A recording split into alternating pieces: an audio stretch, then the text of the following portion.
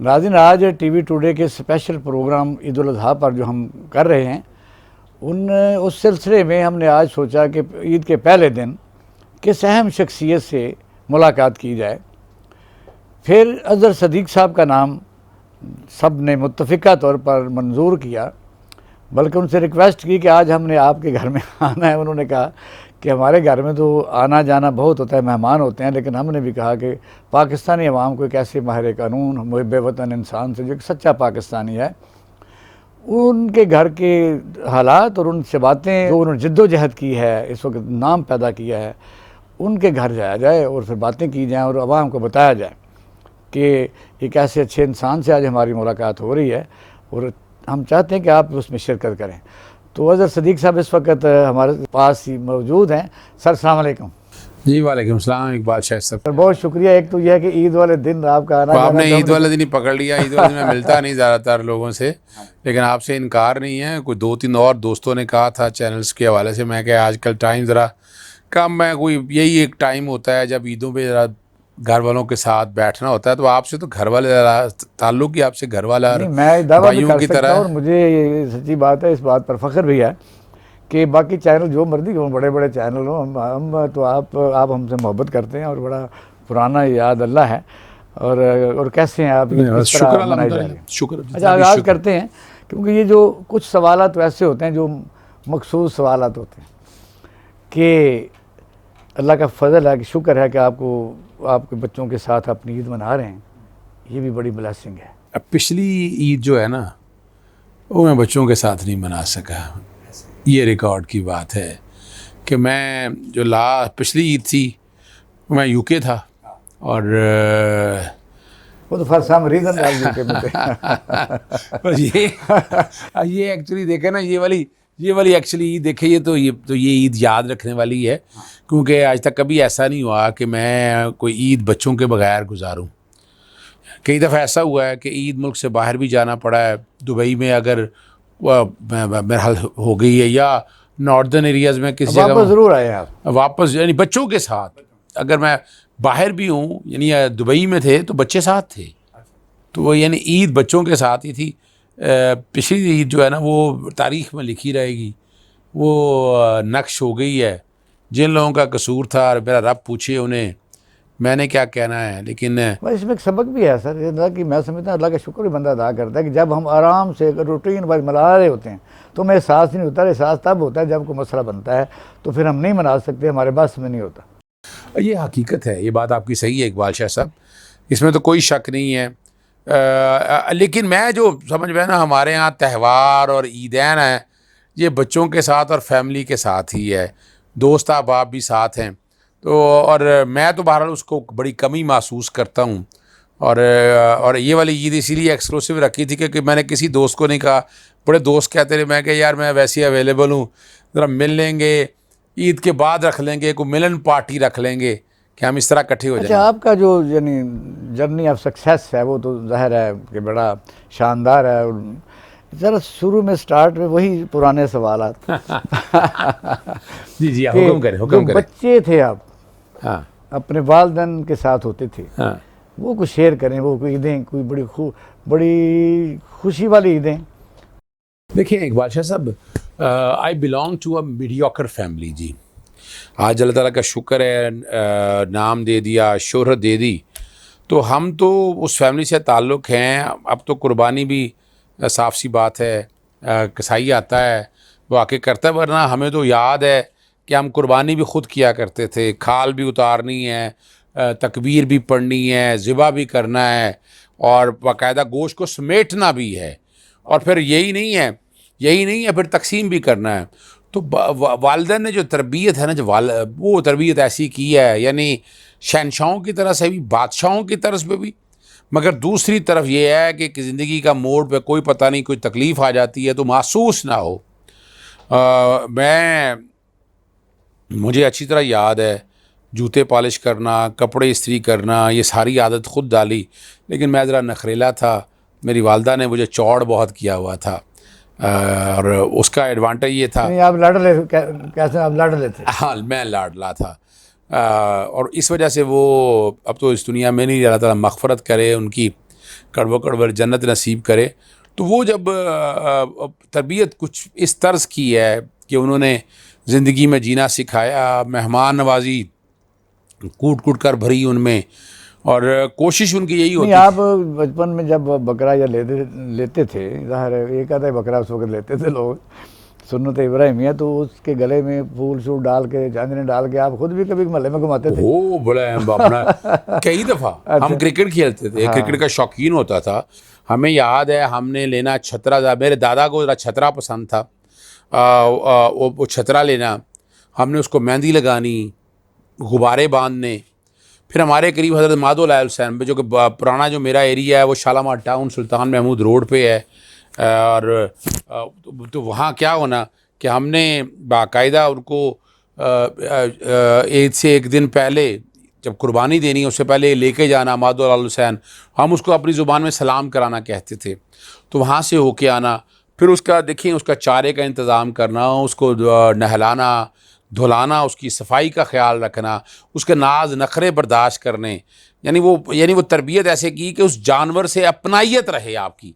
और जब वो ज़िबा होता था तो आंखों में आंसू होते थे, ये सच बात। अब तो पता ही कोई नहीं होता, साफ सी बात है। उस वक्त मुकाबला भी होता था कि आपका छतरा तगड़ा है या साथ वाला का तगड़ा है। बिल्कुल ऐसा ही है, बिल्कुल ऐसा ही। गोश्त से देखा जाता था कि गोश्त किसका अच्छा बन के आया है, कौन सा बेहतर है।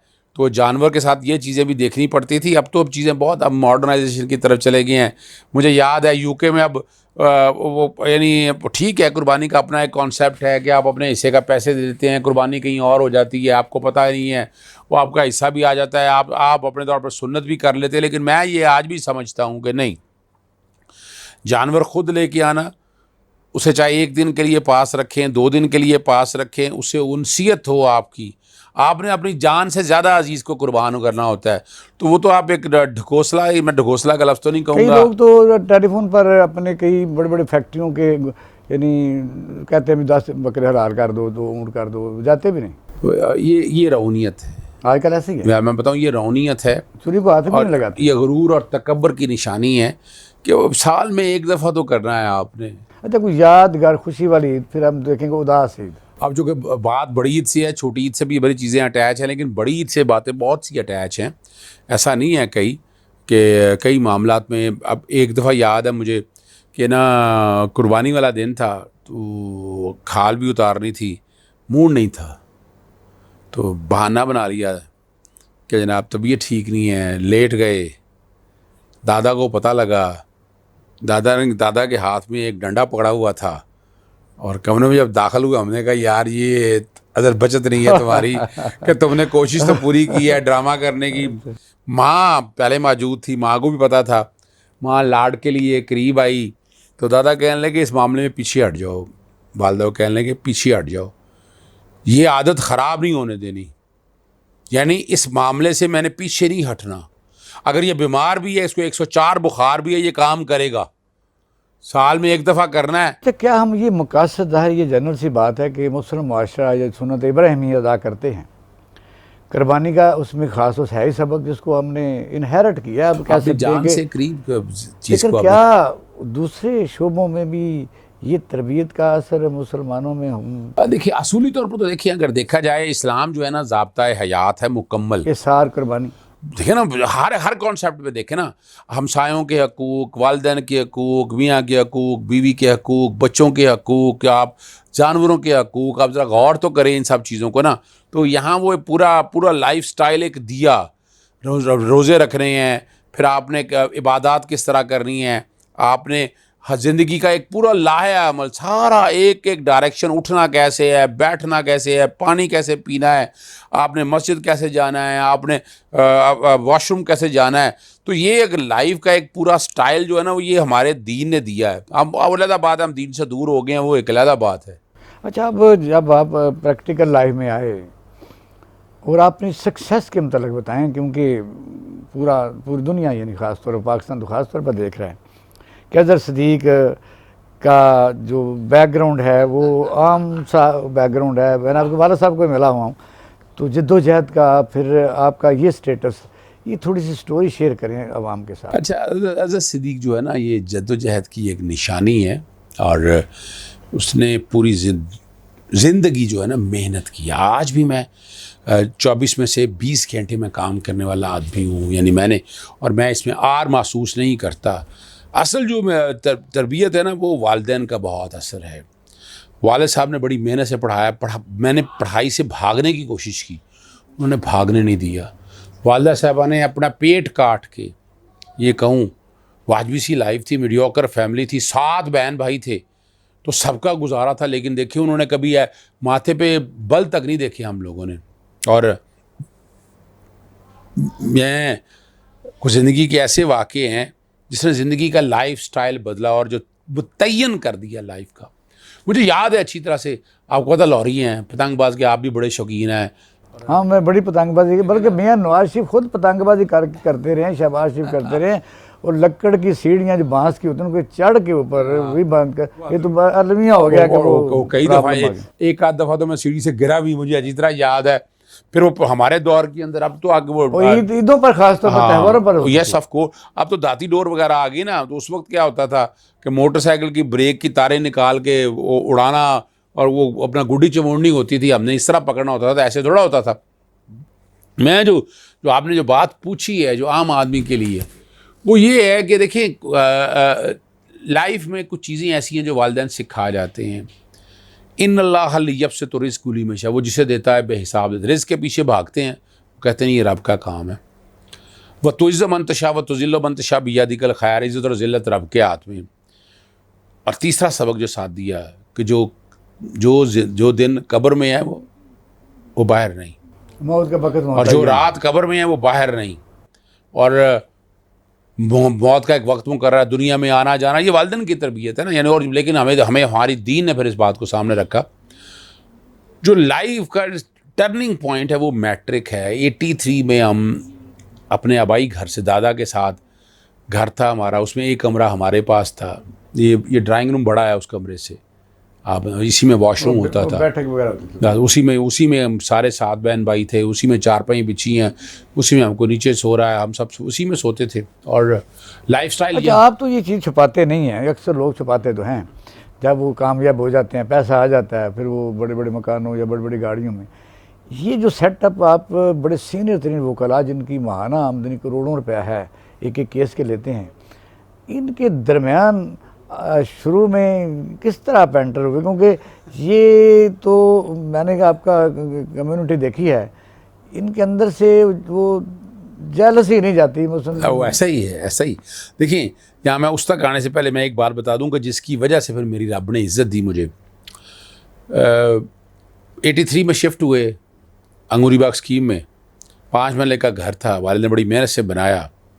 वालिद ने वहाँ पौधे लगाए बाहर, वालिदा पौधों को पानी दे रही थी, मुझे कहने लगी पुत्र पानी दे पौधों। मैं कह जी मैं पढ़ना है जाके।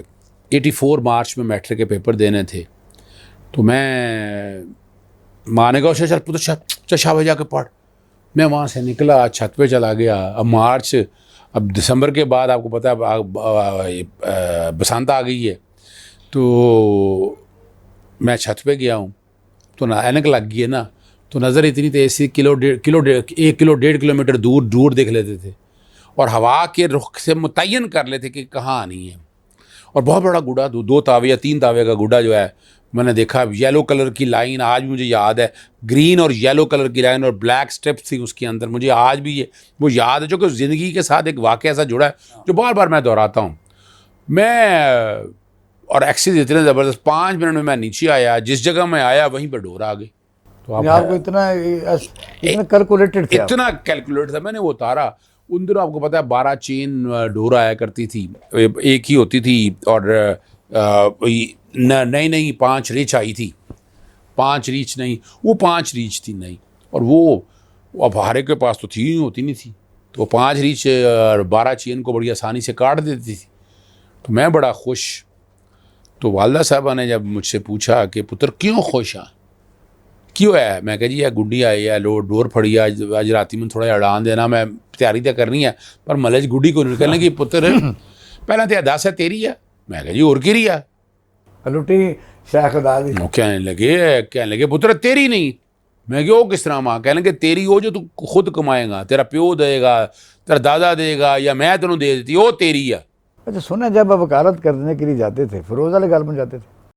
अब मैं इसी के साथ जोड़ने वाला वाक़या हूँ मैं जब ये वाक़या मैंने ये बात मैंने कही उनको, तो वो कहने लगे पुत्र तेरी चीज़ वही जो अपने पैसे न लाएगा, तेरा प्यो तूने पैसे नहीं देंदा। एक सवाल पूछ दिया उन्होंने मुझसे कि पुत्र तू है 10 दुनिया च करन की आया है। ये जो मेरी शोहरत का राज है ना, मैं वो बताने लगा हूँ आपको। मैंने कहा जी पैदा हुए छोटे स्कूल, बचपन बड़ा सोना, छोटे स्कूले गए, बड़े स्कूले गए, फिर कॉलेज, फिर यूनिवर्सिटी, नौकरी, ब्याह ते बच्चे। कहने लगी बस पुत्र इंसान अशरफुल मखलूक कर, तेरे और जानवर च की फ़र्क रह गया। 1,24,000 पैगंबर आ गए, ठीक है ना जी, तो आका दो जहाँ हज़ूर नबी करीम सल्लल्लाहु अलैहि वसल्लम आ गए, नबूवत ख़त्म हो गई, तो उन्हें इत्थे किसी नबी अंबिया ने नहीं आना, यह निज़ाम चलाना रब ने, तो चलाना बंदे दे कोल आ। अज़र सिद्दीक तेनू रब ने की क्यों पैदा किया, जाके वो मकसद लभ अपना, तेनू किसी मकसद से पैदा किया, वो दस तेरा मकसद की है। मैं लाओबाली तबीयत थी, मैं रात में सोच में मैं, लेकिन मेरे बात जहन में रह गई। तीसरे दिन मैं स्कूल गया, अबू बिन आदम नज़म पढ़ाई उन्होंने, कहती हैं नबी थे वो, आप भी, वो घर में बैठे हैं, खिड़की में से रोशनी नमूदार होती है, एक फ़रिश्ता आता है, हाथ में उसने किताब पकड़ी है, पूछते हैं ये कौन सी किताब है, तो फ़रिश्ता बताता है कि ये वो है जो रब से प्यार करते हैं। कहेंगे मेरा नाम है, कहेंगे नहीं तुम्हारा नाम नहीं है। फ़रिश्ता जाने लगता है तो पूछते हैं कि तुम क्या चाहते हो, कहने लगे मेरा उस किताब में नाम है जो रब की मखलूक से प्यार करता है।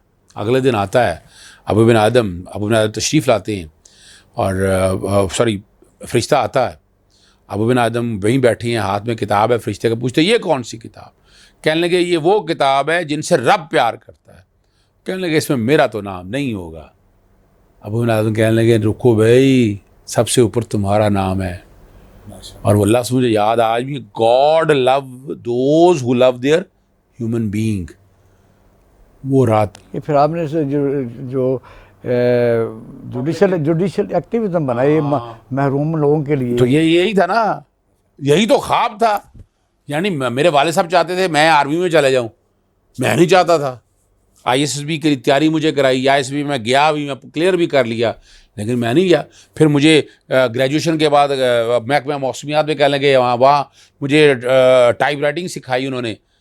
तो मैंने ग्रेजुएशन के बाद मैंने कहा नहीं मैं लॉ में दाखिला लेना है, और मैं ट्यूशनें पढ़ाया करता था। इतनी मेहनत मैं, यानी FSC से करीब से लेकर मैं तकरीबन लॉ कॉलेज तक, मैं को 50,000 रुपये महीने का, उस वक्त जब कोई 13,000 के करीब तनख्वाह होती थी, तो तब, और वो जो सारा मामला है, उस सारे मामले को अगर सामने रख कर देखें आप, उस सारे इशू को, तो वकालत में आने का मकसद यही था।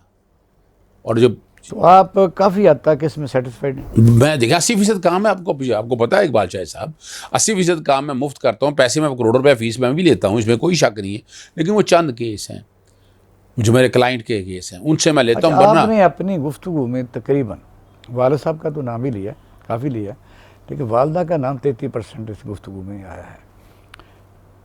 अगर वो आज होते फिर बहुत खुश होते, जब आसानी के दिन ज़्यादा आए, वरना तो गाड़ी वगैरह तो आ चुकी थी। 2013 में इस दुनिया में नियाग, यानी मेरी वालदा से एक कमिटमेंट, याद आता है कि काश वो होते। बिल्कुल, क्यों नहीं, ये कैसे हो सकता है कि आज उन्हीं की मेहनत के बलबूते है ना।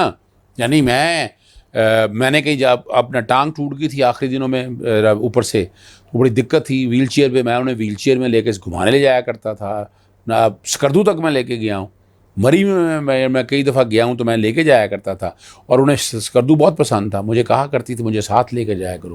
तो ये कहा जाए, यानी मेरी वालदा से एक कमिटमेंट थी कि वजह कि मेरे मामू कोई नहीं था, तो मुझ में मामू भी देखती थी, अपना भाई भी देखती थी। और कमाल की बात यह है कि मेरी वालदा से एक कमिटमेंट होगी कि जब तक आप इस दुनिया में हैं मैं आपसे अलहदा नहीं होऊंगा। आप हैरान रहेंगे इकबाल शाह साहब, 95 में मेरी शादी हुई, 2013 में 18 साल मैं अपनी वालदा के साथ रहा। कई दफ़ा लड़ाई हुई, आजकल के ज़माने में तो काफ़ी कई दफ़ा लड़ाई हुई, कई दफ़ा ऐसे हालात बने कि मैं जो है अलहदा हो जाऊं, गुस्से में आ जाना, अगले दिन ठीक हो जाना, और अगली बात बताऊं, 2013 में जब मैं आया था, 2012 में उन्होंने कहना शुरू कर दिया अपना घर ढूंढो। अब क्या उनको पता था, नहीं पता था, कोई अंदर से कोई ऐसी चीज जो उनको यस। नजर आ रही। और घर ये जो आप तो मेरे सीएमए वाले घर आए हुए हैं ना, हाँ। तो ये घर उन्होंने खुद चूज किया था, मैंने नहीं चूज किया था। और कमाल की बात है, मई में वो बीमार हो गई 2023 में। मैंने कुछ पैसे देने वाले थे तो कब्ज़ा लेना था, तो मेरी साली को कहती है तेरे को पैसे दो तो जाके कब्ज़ा ले। तो उसने वो कही जी आप पैसे लेके आ गई कि आप ये पैसे रखिए और कब्ज़ा लें आप। मैंने कहा नहीं, वाले साहब कह लेंगे नहीं। वो पैसे दिए जाके, जिस दिन मेरी वालदा ने इस दुनिया से जाना था, मैंने जाके कब्ज़ा लिया और आके मिसेस ने साइमा ने बताया तो रूह परवास कर गई उनकी।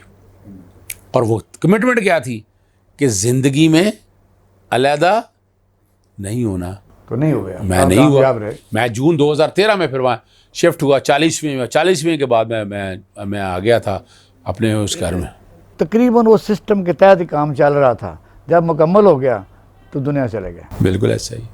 अगर सिख साहब बात चलती रहेगी तो, क्योंकि सबको माएँ प्यारी होती हैं। लाइटर बोर्ड में इसमें ये कहते हैं कि अक्सर कुछ चीज़ लोग ख़रीदते हैं ना कि ये माँ की दुआ है, तो बाप की भी दुआ तो साथ होती है। हाँ बिल्कुल होती है। अभी आज देखिए ना, आज यानी वाले साहब ने हकीकतन, इकबाल शाह साहब बताऊँ, उन्होंने पढ़ाया, घूट के पढ़ाया। मैं वो जिक्र नहीं करना चाहता कि ना प्रैक्टिकल में आपको पता सिफारिशों को बगैर नंबर नहीं लगते थे, तो वो भी सिफारिश लेने के लिए खुद आ गए मेरे वहाँ कुछ छापा पड़ा तो पकड़े गए। उन्होंने कहा आप क्या कर रहे हैं यहाँ? उन्होंने बताया कि मैं तो जैसे जान लोगों के पेट नंबर लगवाने के लिए, बेटे के लिए आया। वो कोई बंदा बेहतर था आदमी, तो उन्होंने कहा सच बोला आपने, इस वजह से मैं कुछ नहीं कह रहा। क्या करूँ, मेरी तो इतनी अप्रोच नहीं है कि मैं बैठ के अपने बेटे के नंबर। मैंने वो कोशिश जरूर मैंने कोशिश ज़रूर की। ब्रेक की तरफ हम जाते हैं, क्योंकि हज़रत सिख साहब से बड़ी बातें हुई। अब उनकी फैमिली से पूछते हैं कि जितनी ये बातें कर रही हैं कि सच है। देखते हैं कि क्या इसमें चीज़ें मिलती हैं, कौन सी चीज़ें नहीं मिलती। आते हैं शॉर्ट ब्रेक के बाद। बैक नाजरीन, आज ईद उल अज़हा है और हम हज़रत सदीक़ साहब के घर में मौजूद हैं। उन्होंने कहा कि ईद का गोश्त तो काफ़ी अभी लेट आना है, तो उन्होंने अंग्रेज़ी चीज़ें बड़ी हमें खिला रहे हैं, क्योंकि रिहाइश भी उनकी बड़ी एक मॉड स्कॉर्ड इलाके में है। तो अब आप देख रहे हैं कि ये ईद के लिए उन्होंने मेहमान नवाजी की है। उनके शुक्रिया और उनके अल्लाह उनको बरकत डाले।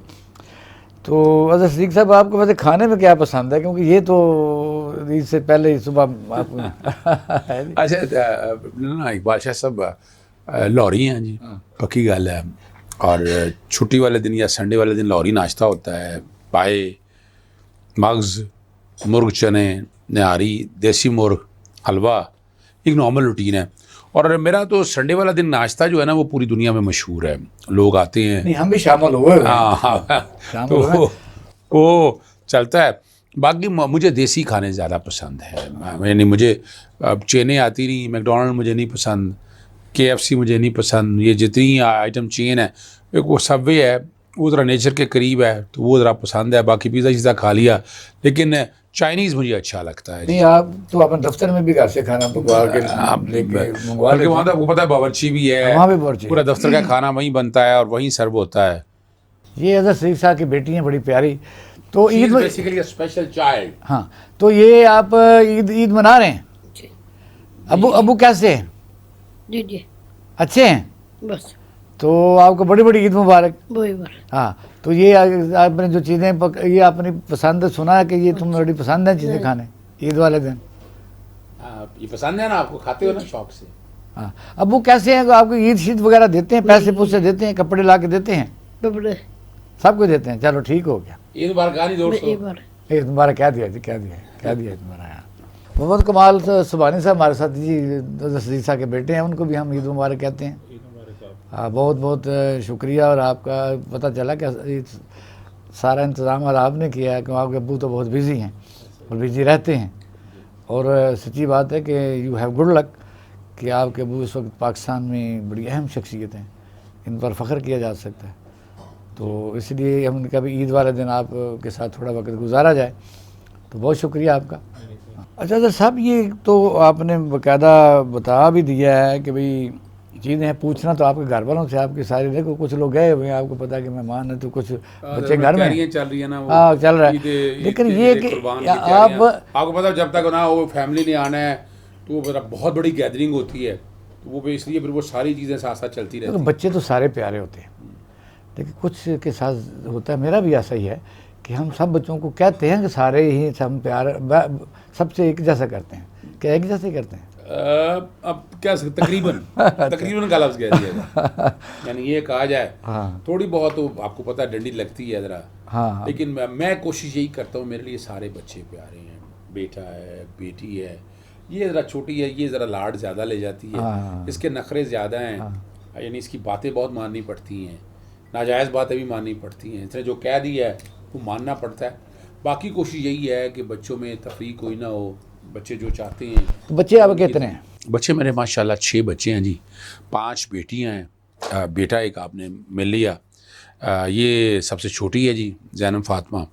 बड़ी बेटी जो मेरी फ़रत फ़ातिमा, उसकी शादी होगी माशाल्लाह, 2 बच्चे हैं उसके, अपने घर खुश है, अल्लाह ताला का बड़ा शुक्र है। उससे छोटी जो बेटी है मेरी सियानत फ़ातिमा, वो मैनचेस्टर में शादी, आप आए हुए शादी पे आप, और मैं जो एग्जाइल बड़ी था, मुझे अच्छा लगा वो शादी, मुझे कभी नहीं भूलती, बड़ी मुख्तसर, और आपने सिलेक्टेड, और वो उस तरह का काम नहीं आपने किया कि इस फेम से एक बहुत बड़ा कोई, आपने बड़ा शानदार किया। वो है। उससे जो छोटी बेटी है वो कंप्यूटर साइंसेस कर रही है, ये माशाल्लाह कमाल अपना बिज़नेस करता है प्रॉपर्टी का, और सोशल मीडिया को बहुत अच्छा देखता है ये इन चीज़ों को, और बाकी कुछ और काम है इसके छोटे मोटे, यानी रेस्टोरेंट लाइन के अंदर भी इसके आने का इरादा है। उससे जो छोटी बेटी है वो बाप की तरह जो है ना वो वकालत की तरफ चली गई। अच्छा, इसका मतलब ये कि विरासत जो बेटी आगे लेके जाएगी? विरासत कह दें आप, असल में ये बच्चे जो है ना, नहीं, एक देखो ये कुछ चीज़ें तो ये हैं कि एक आपका चैम्बर है, चैम्बर की बड़ी फेम होती है, सपोर्ट होती है, और अगर किसी का, अब हम देख रहे हैं कि एस.एम. ज़फ़र है, उनका बेटा अली ज़फ़र है, इस तरह बड़े लोगों के बच्चियों की वो जो उनके वालिद की फेम होती है वो सपोर्ट तो करती है। देखिए ये अपनी जगह बात है, लेकिन इसका जवाब मेरी वालदा ने या मैं और इमरान खान, सबसे बड़ी बात बताऊँ, ये जो 2 बातें मैं आपके साथ, इन्नल्लाह जब से तो रिज़्क़ तो रब ने देना, व तो इज़्ज़ो मंतशा व तो ज़िल्लो मंतशा, भी इज़्ज़त और ज़िल्लत भी रब के हाथ में है। तो मैं लेगेसी को मैं नहीं समझता, लोग समझते हैं इस बात को, इसमें कोई नहीं, आइडियलिज़म है, आइडियल है, लेकिन ये जो है ना, इंसान ने अपनी मेहनत से आगे जाना। मैं अगर अपने वालिद साहब को देखूँ तो मेरे वालिद साहब नौकरी पेशा आदमी थे, मैं वकालत में आया, नाम पैदा किया, सेल्फ मेहनत की। इस तरह छोटा भाई है, इलेक्ट्रिकल इंजीनियर है, उन्होंने अपना नाम फेम पैदा किया, और ये ठीक है, ये अपनी जगह। बच्चों ने आना करना जाना, मैंने किसी बच्चे पे कदर नहीं रखी, मेरे बच्चों में इख्तियार कोई नहीं था वकालत की तरफ आने का, कि इतनी मेहनत करनी पड़ती है। बाप ने बड़ी मेहनत की है, और ये छोटी बेटी अब इसने अपनी चॉइस में, जमीला फ़ातिमा ने, उसने अपनी चॉइस से आके वो उसकी भी ख्वाहिश पूरी कर दी। बाकी अच्छा, अब आप मेरे अंदाजे के मुताबिक, शायद मुझे लग रहा है, आप मुल्की हालात को देख रहे हैं कि किस तरफ कैसे बदलने हैं, ये एक अलग मसला है, बदलने हैं नहीं बदलने, क्या है, जद्दोजहद भी हो रही है, आप भी दो राहे पर खड़े हैं। अगर आपको इस टाइम ऑफर हो जाती है जज बनने की, या दूसरी तरफ कोई पॉलिटिकल पार्टी में अहम सीट, तो फिर क्या करेंगे आप? देखिए वो हो चुकी हैं, आपको पता है इकबाल शाह साहब, मुझे मुख्तलिफ सियासी जमातों ने, लॉयर्स मूवमेंट से, ये तो आज हम इमरान खान साथ खड़ा हूँ ना, मैं 2007 में लॉयर्स मूवमेंट मैंने बड़ी मेहनत की थी, तो तमाम सियासी जमातें, मुझे सेनेटर के लिए मुझे ऑफ़र की गई, कहा गया, मैंने कहा मैं सियासत में नहीं आना चाहता, मैं पब्लिक इंटरेस्ट में रहना चाहता हूँ, और मेरी कोशिश यही थी कि मैं बिल्कुल, मेरा इरादा नहीं था कि मैं इन चीज़ों की तरफ आ सकूँ। फिर जज की एक स्टेज के ऊपर ऑफ़र की गई, रिटायर हो गए हैं चीफ जस्टिस सुप्रीम कोर्ट, उन्होंने मुझे कहा, मैंने कहा जी मैं इंटरेस्टेड नहीं हूँ। उन्होंने कहा वजह क्या? मैंने कहा जी मैं तो पब्लिक इंटरेस्ट में काम करने वाला आदमी हूँ, मैंने तो आपका सिस्टम बदल देना है। मैं वकालत में जज बनूंगा तो आपका ख्याल है मैं सिर्फ पार्टी के दरमियान फैसला करूँगा? मैं तो उस इशू को सेटल कर देना कि दोबारा वो वाला उस तरह का इशू ना आए, ताकि वो हमेशा के लिए उसकी इम्प्लीमेंटेशन हो सके। इफ्तिखार चौधरी साहब के दौर में भी, बाद में भी मैं वो नहीं। फिर एडवोकेट जनरल पंजाब के लिए कितनी दफ़ा इन्होंने यानी सियासी जमातों ने किस तरह से चुप करके बैठ जाए और आपकी मौजूदा हुक्मरान थे, यानी इनके दौर में भी बड़ी कोशिश हुई। फिर इमरान खान साहब के दौर में एक स्टेज के ऊपर जब जस्टिस काजी फाइज साहब वाला मामला चल रहा था, अनवर मंसूर जो है अटॉर्नी जनरल के तौर पर इस्तीफ़ा दिया था, तो उस वक्त ये भी बात मुझे फ़ारूक नसीम ने बताई कि तुम्हारा नाम हमने फ़ाइनल कर लिया, जजेस भी इस बात पे, लेकिन पार्टी के अंदर कुछ लोगों ने कहा कि नहीं, तो इसलिए तुम्हारा नाम फाइनल अटॉर्नी जनरल के लिए उस वक्त फ़ाइनल कर छोड़ा था। फिर इमरान खान साहब ने मार्च अपना 21 मार्च 2021 में 22 में इमरान खान की हुकूमत आ गई, शहजाद अकबर की जगह उन्होंने मुझे लगाने का फ़ैसला किया। मेरा इंटरव्यू हुआ, बुलाया मुझे उन्होंने, वो भी, लेकिन मैं इंटरेस्टेड नहीं था। मैंने कहा मैं जो वकालत छोड़नी पड़ेगी वो मेरे लिए मुश्किल है। लेकिन जब इमरान खान ने कहा नहीं, मुल्क को कौम की खातिर आपको चलना है, मैंने फिर जहन दे दिया। लेकिन मैंने वही अंदाज़ा लगा लिया कि जैसे ही मैं प्राइम मिनिस्टर ऑफिस से बाहर निकला हूँ, मुझे फ़ोन आ गए बहुत से लोगों के, मुबारकबाद हो गई। मैं हैरान था कि किसी को मैंने बताया तक नहीं, इन लोगों को कैसे पता चल गया। तो ये ज़िंदगी के साथ साथ चीज़ें हैं। मैं आज भी समझता हूँ कि मैं पब्लिक इंटरेस्ट के लिए, अवामी कामों के लिए हूँ बना हूँ, और अवामी कामों में जितना मैं कुछ कर सकता हूँ मुझे वो करना है। नहीं, पाकिस्तान में ये रास्ता इतना आसान तो है नहीं, और आपने भुगता भी है। आखिर कब तक? यानी आप एक फील्ड में जो आदमी की ये ख्वाहिश होती है पैसा कमाना, फेम, वो भी हो गई, तो अब क्या रुकावट क्या है? ये तो आपने रिजेक्ट तो कर दिए। क्या मुल्क की जो सियासी सिचुएशन नेक्स्ट, इसको आप देखते हैं कि आपकी फेवर में नहीं है? देखिए, मैं तो बुनियादी तौर पर मैं बात अर्ज़ करूँ, जैसे इमरान खान ने कहा था कि मुल्क के लिए काम करना, यहाँ जितनी सियासी जमातों, मैंने अपनी ज़ात के हवाले से हैं, उन्हें अपना इंटरेस्ट है, जमात को प्रमोट करना है, अपने एजेंडे को लेकर चलना है। मैं नहीं ये समझता, मैं आज भी समझता हूँ कि इस मुल्क के लिए कोई चीज़ें आगे की तरफ लेकर जानी है तो उस तरफ सोचना है, वो तवज्जो करनी है कि जो आप कर सके, मुल्क के लिए कर सके। हाथ बंधे हुए ऐसी प्राइम मिनिस्टर से, मैं प्राइम मिनिस्टर ऑफिस में जाके बैठ भी जाऊँ, हाथ मेरे बंधे हैं, हाँ मैं नाम का तो प्राइम मिनिस्टर हूँगा, मैं प्रोटोकॉल भी ले लूँगा, बड़ा एंजॉय भी कर लूँगा, पर कुछ नहीं कर सकूँगा, तो वो तो कैद है। मैं तो उसको कैद समझता हूँ आज भी।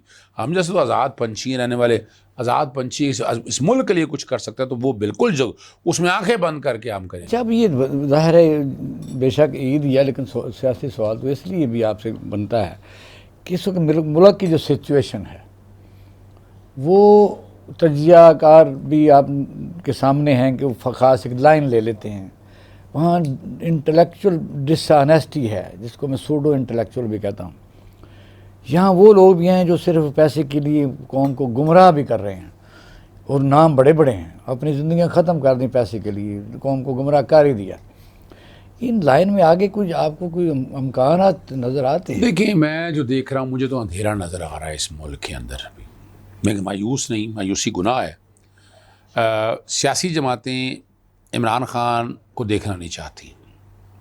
अब जो कि रास्ता बन रहा है, एक बयानिया लिया है, एंटी इस्टेब्लिशमेंट लिया और बड़ा पॉपुलर हुआ है, और चीज़ें आगे भी जा रही हैं, ये भी याद रखिएगा, तो उसका असर तो ऑटोमेटिकली पड़ना है।